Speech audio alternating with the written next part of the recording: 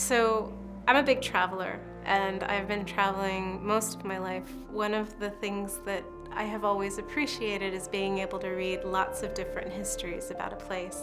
And it has always struck me as technology increases that eventually we're going to be able to plug in plug in the GPS coordinates for a place and get all of the things that anybody has ever written about that particular place in time. And it's going to be a really cool way to just look at the layering of a place.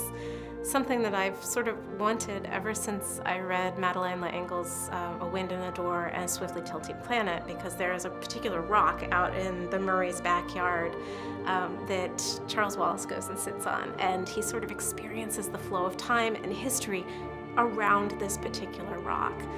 And when I read that as a child, I thought that was a really cool concept, and I found myself wanting to be able to experience different pieces of history in the places that I was visiting.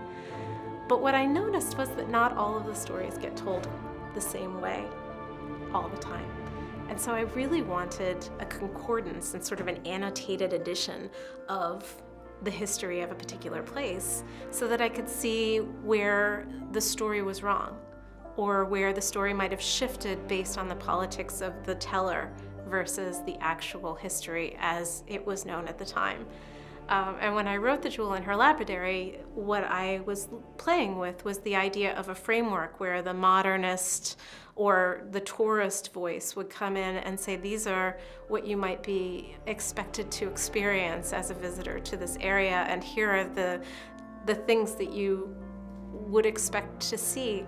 And of course, that guide is pretty well wrong in certain aspects. Meantime, you're experiencing what did happen from the perspective of two of the major characters.